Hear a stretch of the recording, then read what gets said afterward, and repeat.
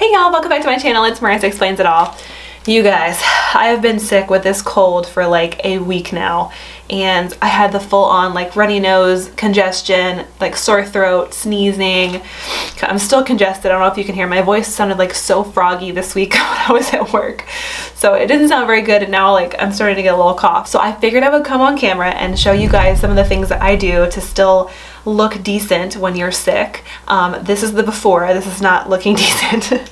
I mean, it's cold and flu season, right? It's upon us. Like, everybody's gonna get some kind of sickness probably this winter, and you still have to kind of look nice. You still have places to go. Like, life goes on. Like, I have an event tomorrow, and so I need to kind of get myself together. So I figured I would show you some of the things that I do to take care of my skin and face when I'm not feeling 100%. So if that sounds interesting to you, stay tuned and I'll be right back.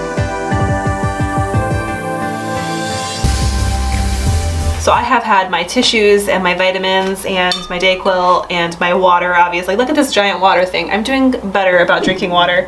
So obviously those are good things to have, and drink tons of water when you're sick. But there are specific things that you can do to take care of your skin and some of the challenges that happen when you're sick. And then also just a couple makeup tips. For me, these are mostly skincare tips because I feel like when I'm sick, at least, my skin breaks out. I mean, look at this. Like, it freaks out, and you know, I don't know, it just acts so different than it normally does. Most of these are going to be skincare tips with just a couple makeup tips thrown in. So the first one is cleanser. We'll start with just the basic routine.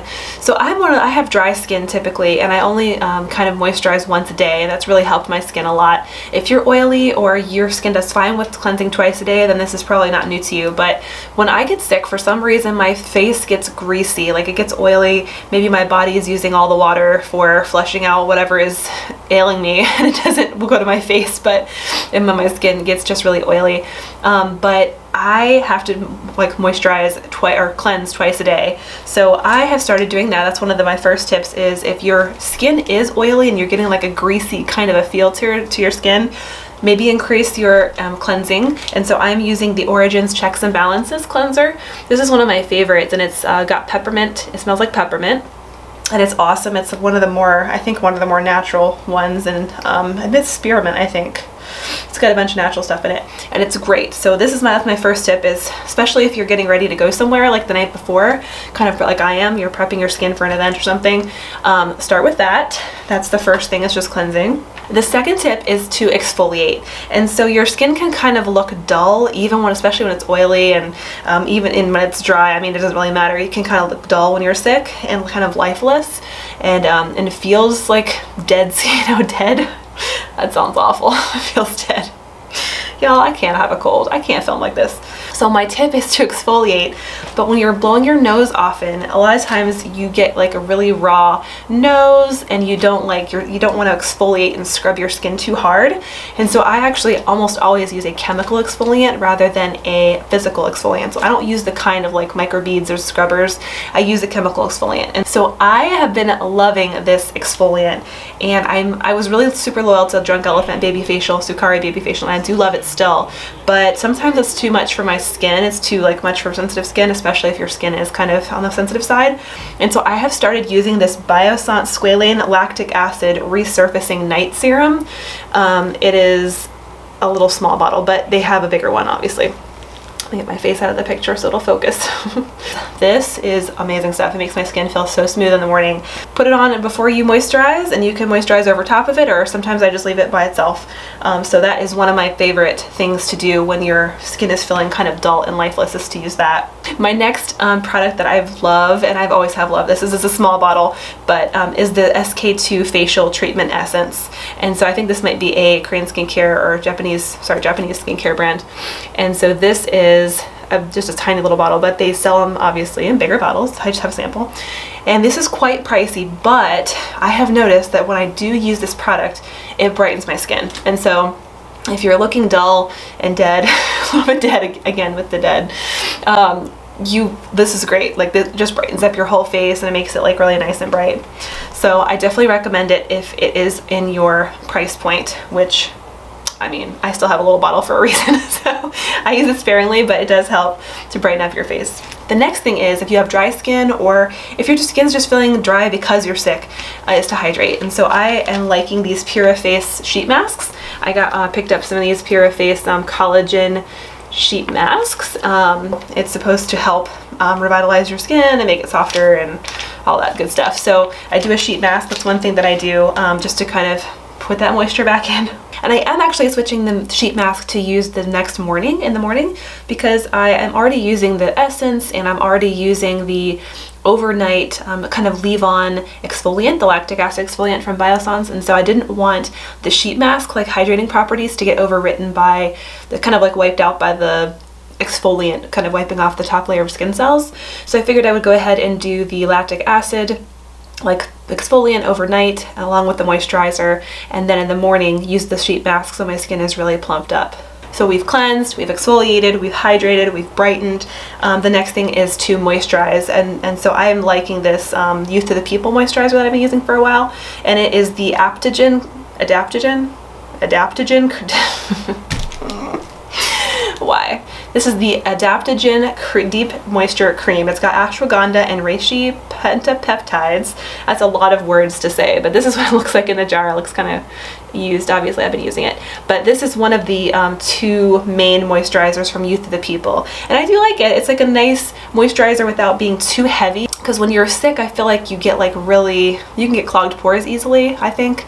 And just, I don't know, for my skin, I just want something kind of light, but still moisturizing enough for dry skin. So I do use that. My next tip is one, especially for around the nose area. So when you're blowing your nose a lot, I do try to like always just dab and never to drag or wipe like too much.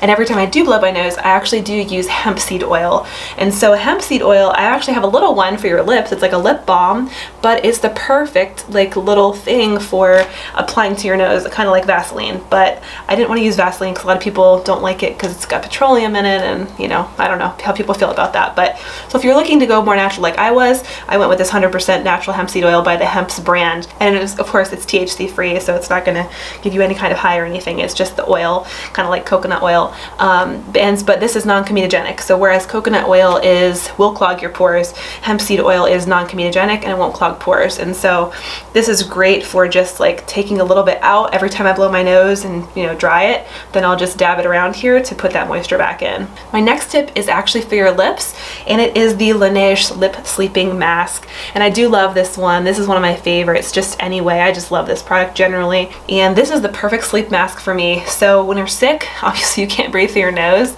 And so you breathe through your mouth a lot of times, like if you're congested. And when you breathe through your mouth, which I'm a mouth breather anyway, let's be honest, I sleep like that anyway, but you get dry lips, like your lips are always cracked and dry and stuff when you're sick. And so this has been a wonderful sleep mask. It's the perfect consistency for me. It's like nice and thick, and it's just really hydrating, and I feel like I can still feel it in the morning when I wake up. It's kind of still there in a way, and I'm like, okay, this is nice. It actually did like last through the night and it did its job.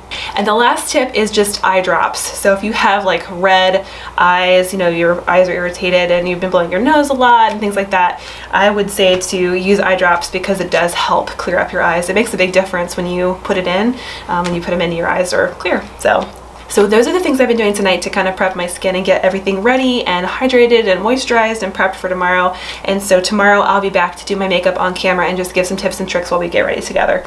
I'll see you in the morning. All right, so it's the next morning and I've done my sheet mask. I'm going ahead and just moisturizing again for the day with this Youth to the People Adaptogen Deep Moisture Cream. And then I will put on some sunscreen because I'll be outside. My event is outdoors, so I'm using the Centella Green Level Unscented Sunscreen. This is one that is it's a really good one. It's like a nice Korean skincare brand by Purito. And so I do use this one often. Okay, so starting with the makeup, the name of the game when it comes to concealing illness, I think, is to hydrate, moisturize, brighten, and conceal. So those are all the things that I kind of look to do during my skincare routine. And so I am doing the Rare Beauty primer first to start, and this is an illuminating primer. So I like this primer because it does give a little bit of luminosity to the skin and it helps make it look more hydrated and moisturized. So that's why I am using that illuminating primer. Any illuminating primer would do, of course. The next step is to use a good foundation, and I would choose something that is very hydrating and moisturizing to the skin. So you could use something like a skin tint, a tinted moisturizer, something like Hourglass's Hyaluronic Skin Tint, or I think Tarte has like the Maracuja kind of hydrating foundation, or just any kind of hydrating formula you like. I actually really liked the Rare Beauty foundation. This one I found to be really kind of nice and hydrating for me, so I'm gonna go ahead and use this one today with a damp beauty blender, of course.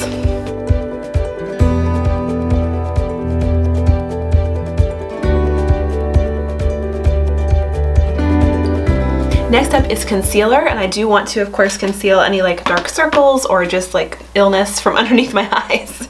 So I'm using the Rare Beauty concealer. This is in the shade 120C.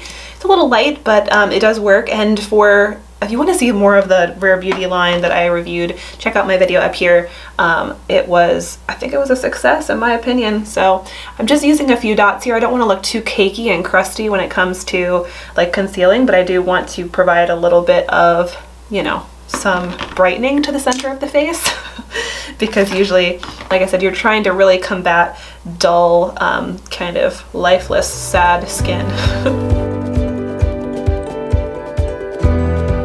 So go ahead and set that with any kind of powder you like. The next few steps don't really have any special tricks to them. I'm just going to go light on the powder because you don't want to look too kind of heavy and cakey. I'm going to go ahead and bronze using my normal bronzer and my blush and highlighter, and I'll go ahead and do brows and eyeshadow, and then I'll come back I'll talk about liner and mascara.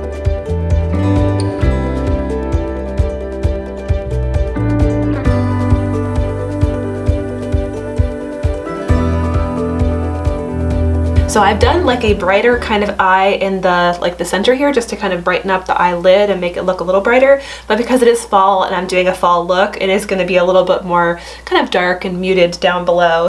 But if you're trying to go for light and bright, you could, you know, not do such dark tones and just go with brighter tones. Okay, so when it comes to liner, you probably want something that is going to be a little more waterproof, because usually if you're sick, your eyes are kind of watering up. I'm kind of just getting over that phase, but I do recommend the Kat Von D Tattoo Liner. I do love Kat Von D. And then I've also been using the Luna Liner by Seraphine, and I'll link all the products below, of course. This is a water-resistant liquid liner as well. So I think I'll probably use the Luna Liner today and just make sure that nothing gets smudged if I happen to sneeze or tear up.